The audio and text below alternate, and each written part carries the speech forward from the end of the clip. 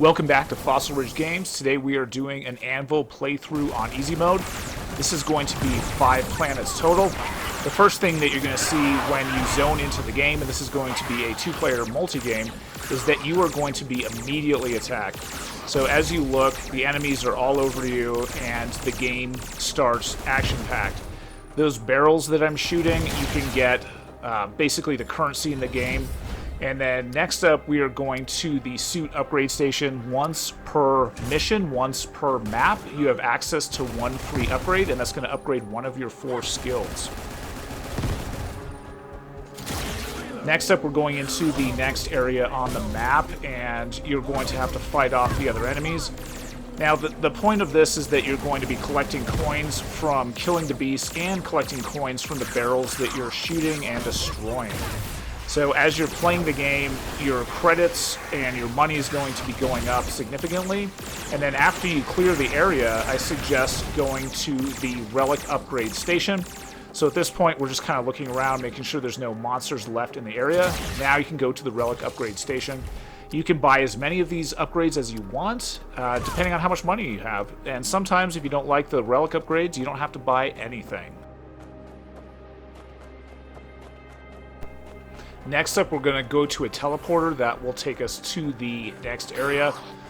In this area, there is a box around a gun turret.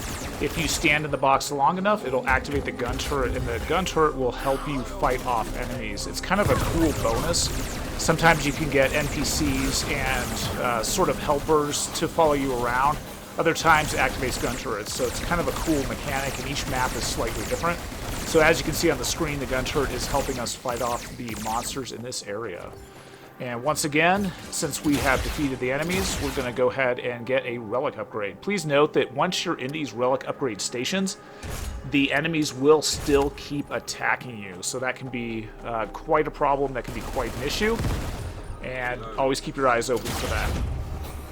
Next, we're moving into another area, and we have to power up this device. So the longer you stand on it, you can see that bar filling, and that's one of the objectives that you need to move on to the next area.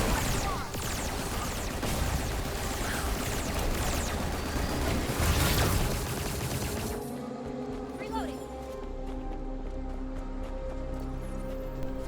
When you're buying your Relic upgrades, just be sure you focus on something that you like to play. Oftentimes the Relic upgrades kind of don't fit with your playstyle, so go ahead and just skip on those. If you see something that you really like, go ahead and purchase that. Just understand that you have just a limited amount of money, so don't waste your money, but you also want to continue to increase your breaker so you can win the next areas.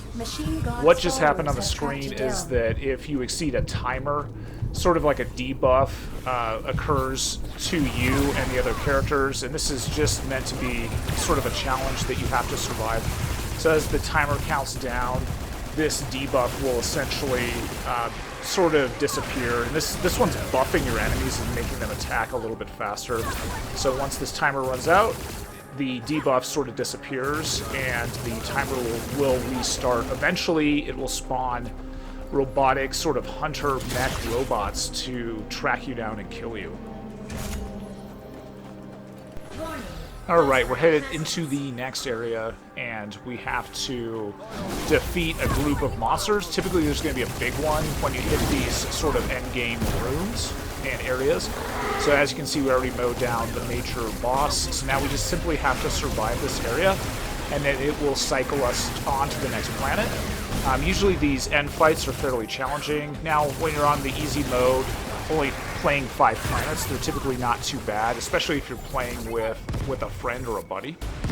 So as you can see, we have completed this map and this mission. It's going to give us a 1-minute countdown timer. Just be aware that usually in the end areas, there's at least one, if not more, relic boxes that you can collect. So take the time to go to those relic boxes, and you can also collect a few extra points. It'll allow you to power up. Now, once you're done making all of your purchases, you can move on to the second planet. So in this case, we are moving on. And this looks like a boss fight. A boss fight will have a shop that I usually go to first, and you can spend your credits in here. So there's typically 2 relic upgrades, there's 3 weapons, and then you can recover your hit points as well. Next up, we're going to go to the skill box, which is located on the right-hand side of the screen. And once again, every map, we have the ability to get one skill power-up for free. And then when we're ready, we hit ready to fight the boss. Now, these bosses are going to be fairly intense on the first round of planets. This one is going to have only 2 bars of health, which that can be quite a bit. But a lot of the other bosses have 4 bars of health or more later on in the game. Especially if you're playing with a friend, you can burn them down fairly quickly. As you can see, it's taking a lot of damage, and it's being chipped down pretty fast with both people just unloading on it. Now, once you get through the first bar, it's going to change its attack pattern. So each bar of life is going to be a slightly different attack pattern, which is kind of cool, but just be aware of that transition, because sometimes it can do some pretty devastating attacks right after it changes into its new attack mode. So at this point, it's been defeated, and we get a decent number of credits to purchase in the store. So once again, be sure to walk around the perimeter of this area and go to the Relic chest and spend your hard-earned money on cool upgrades, and that will get you ready for the next map and the next mission.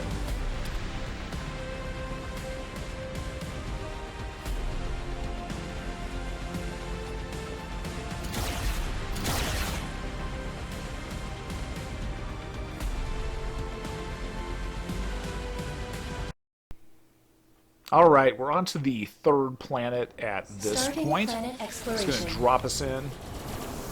It's kind of a desert-looking planet, pretty cool. Some of these maps really remind me of StarCraft, so literally the music that they're playing on this map is very StarCraft-esque. Also, too, it feels like you're fighting Zerg to some extent, so there's definitely like a StarCraft influence, I think, on this game. It's definitely pretty cool, and I definitely enjoy it. It's almost like you're playing like a Space Marine, you know, in one of the StarCraft expansions. Pretty cool.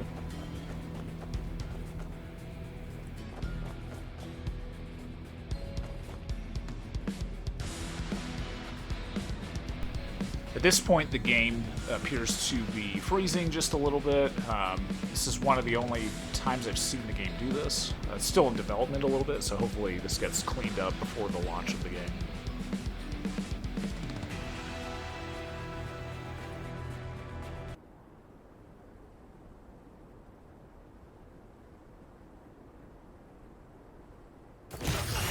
Alright, back to the action. So we have some larger enemies sort of spawning in the middle of this area. And as you go through the planets, they're going to get slightly more aggressive, to the point where some of them are actually pretty insane. Even on medium mode, where you're playing through 7 planets, that can be pretty intense. Reload.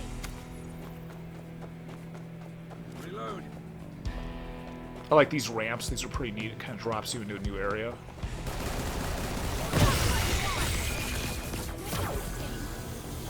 Warning.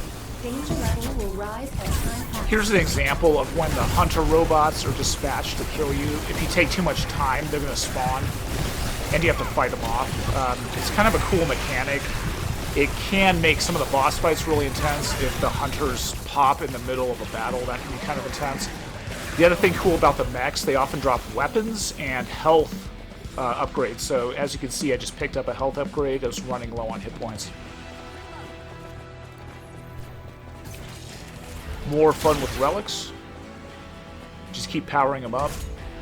This one I got an insane amount of weapon power on this playthrough. It was pretty crazy.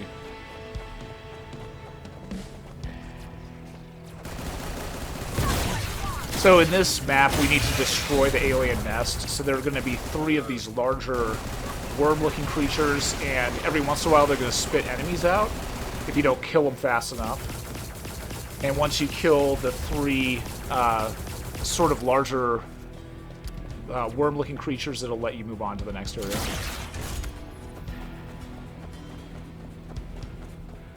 Warning. Hostile presence.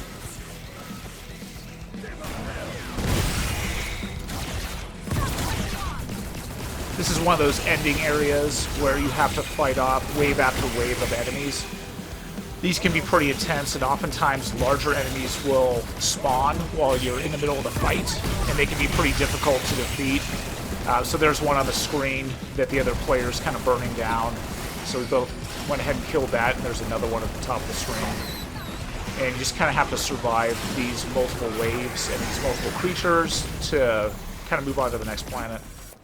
So in this case, we were easily able to dispatch them once again. 2 players is pretty easy to win a lot of these missions. Go ahead and just go through your relic chest once again, and then you can spawn onto the next planet.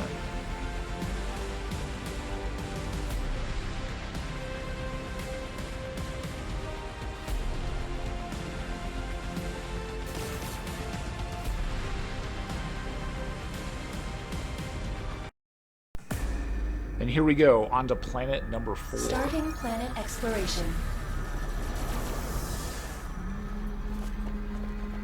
So this one, we're going to have access to a skill upgrade, as with all maps, and then also too we have that shop, which is on the left-hand side.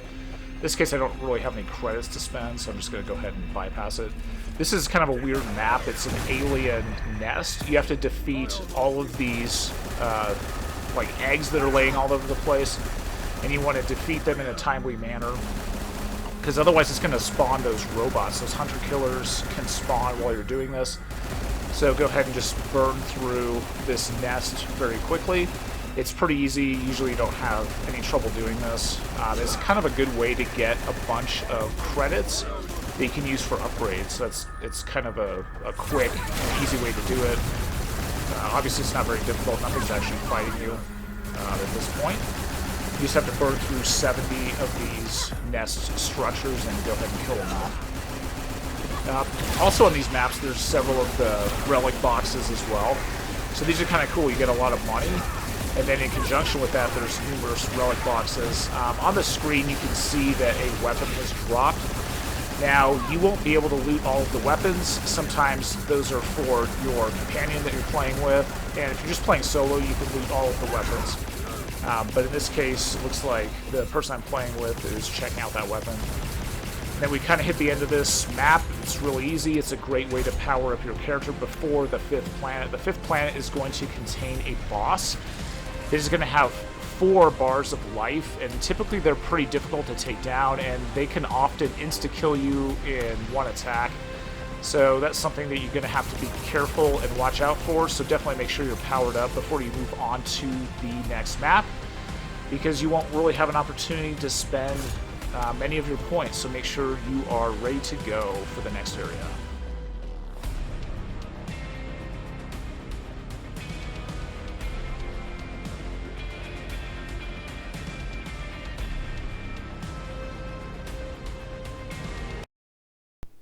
Alright, here we go. We are on to the 5th and last planet. This is going to be exclusively a boss fight. So once again, we're going to have the shop on the left-hand side of the screen. If you are out of hit points, be sure to spend the 60 credits to recover your hit points. You don't get your hit points back in between each of the missions in this game, so be really careful and cautious. And also make sure that you have some sort of hit point regeneration, relics, and upgrades before you hit this end boss fight. It can be fairly difficult. So in this case, we are going to be fighting this massive creature, and it's going to have 4 bars of life. And just remember that every time you deplete a bar of life, its attack pattern is going to change, and it typically gets more and more difficult with each bar of life that you remove from this creature. If you're playing with 2 players, it's pretty fast to burn down these bosses, but if you're doing solo fights, it can be really difficult, and you have to be super cautious and careful when you're playing, because you can be easily insta-killed and defeated in just one shot. So in this case, we're both kind of staying a little bit far back and whittling away at the enemy from a distance. There are a lot of the characters that are melee-oriented. You'll have to get into the mix. Since we were taking too long, the hunter-killer robots were deployed again, and this could be a good or a bad thing. If we can defeat them quickly, we can get health upgrades, and sometimes they drop weapons onto the battlefield. It's kind of hard sometimes to change out and swap weapons in the middle of the battle, but oftentimes you get some pretty powerful and potent weapons, and especially if you're having a hard time with one of the bosses, you can switch out a weapon mid-game and use that new weapon to kill the boss. Now, the other thing that's great about that is that your previous weapon will remain on the map while you're playing, so you can switch back and forth between those weapons. So as you can see, we're burning through bar after bar after bar as we chip away at this monster. It's going to go into a transition, so since I lost a bar of life, its attack pattern is now going to change again. Thankfully, we're able to whittle this thing down pretty quickly. Our upgrades are pretty good, and we both seem to know how to at least play the game relatively well.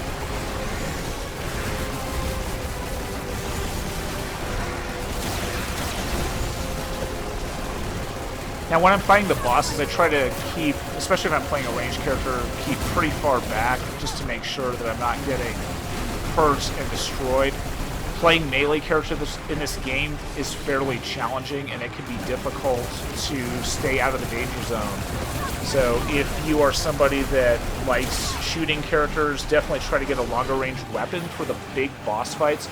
Sometimes the shotgun weapons and the melee weapons are a little bit difficult to play when you're fighting some of these big bosses. They just hit you really, really hard, and being around them, sometimes they'll drop sort of debuffs and toxic areas on the battlefield and the map that if you step in and you're standing in, can chip away your life points quite a bit.